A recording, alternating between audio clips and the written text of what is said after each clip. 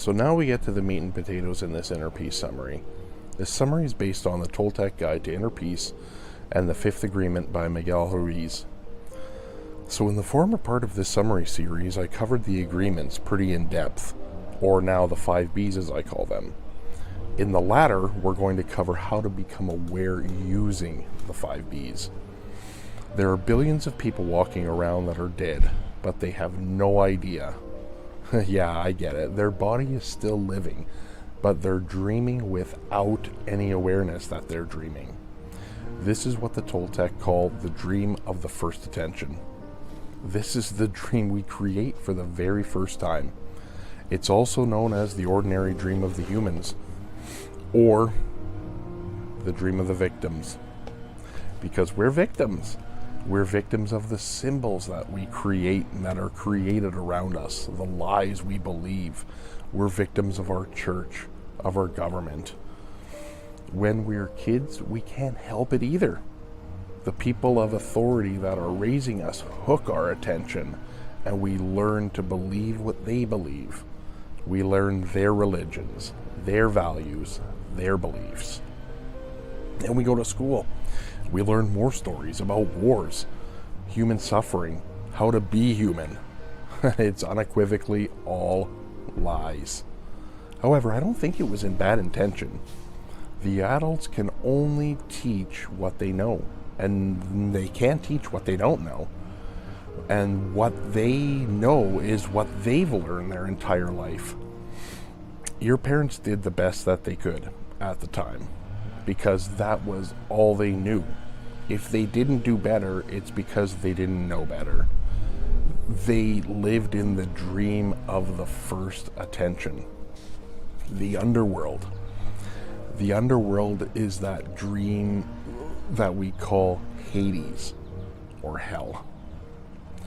When religions describe this place of hell, it's a place where we burn, a place where we are judged, a place of eternal judgment. That happens, that exact same thing happens in our mind. The judgment, the guilt, the punishment, that's all generated by fear, and it feels like a burning fire. So what's our biggest fear, you ask? Fear of the truth. We are so conditioned to lies, to believe lies, that we are afraid of the truth. But we start to suffer because we believe what we know. And what we know is mostly untrue. This is how we deliver messages to our children. And this is the cycle that continues the generational trauma over and over and over again. A long time ago, wise people actually compared the dream of the first attention to a busy marketplace, where thousands of people are talking at the same time and no one is really listening. The Toltec call this a mitote, which is a Nahuatl word meaning extreme gossip. In mitote, we use the word against ourselves, and when we interact with others, we use it against them. How do we do this? By misusing the word, by taking everything personally, by distorting the truth with assumptions. We actually do this to the people we love the most, by gossiping and spreading emotional poison.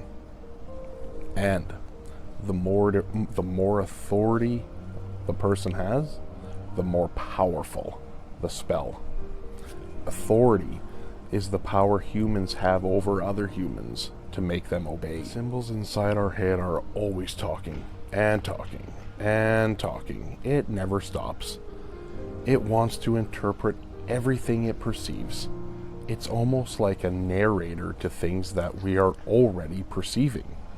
There, now the sun is going down. That's good. I'm hot. Look there, over there.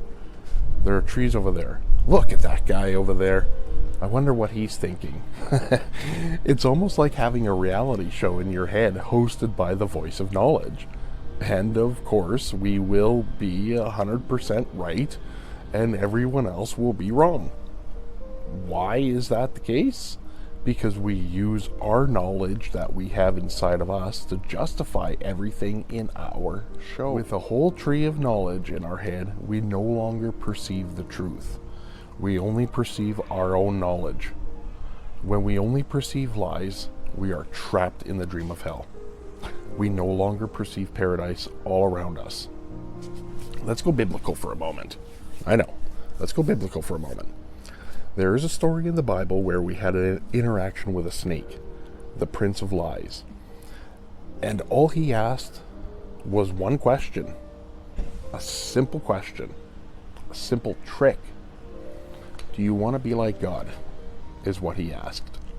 If we had said, no thank you, I'm already God, we would still to this day be walking in paradise. But we answered yes. We didn't notice the lie, and we bit the fruit and died. What makes us bite the apple? The doubt. Before doubt, we don't know anything. We just experience the truth. But once we eat the fruit, we believe we are no longer God. And this is when we begin to search for God. Then we think we need to build a temple. We have to worship God there. We have to sacrifice everything to God. We have to create suffering within ourselves and offer it to God. Pretty soon, we just have a big temple with a bunch of people believing they're not God. And then we give these gods a name. We made sacrifices to these gods. We even killed our own children as an offering because they believed in this truth. We believed in this truth at one time, but are they true? Soon we forget our own divinity. And while we search for God, we begin to search for perfection. We're searching for that perfection of God. And then we search for it. We want to have that perfection. We tell our kids stories of gods who are perfect, who judge us, who punish us when we misbehave. The kind of God that plays with justice doesn't exist. That's in your head. Because we have a distorted image of ourselves. Imagine looking at yourself in a mirror. Just imagine this for a moment. It looks like an exact copy of yourself, right? In fact, try it out. Look at yourself in a mirror. It looks like an exact copy of yourself, right? But the image is the opposite of what's real. The right hand is really the left hand. There is no clear mirror to tell you what you really are. But remember, kids put faith into lies and they believe everything. They have no choice. That's when you begin forming values, beliefs at a young age. Once you no longer see yourself as God and you begin the search for God, little by little, you become a copy of what people say, the opinions of people around you, what people do, the emotional states of yourself, other people around you, and more. Is this the real you that creates drama in your life? Is it the real you that says life is a valley of tears and we come here to suffer?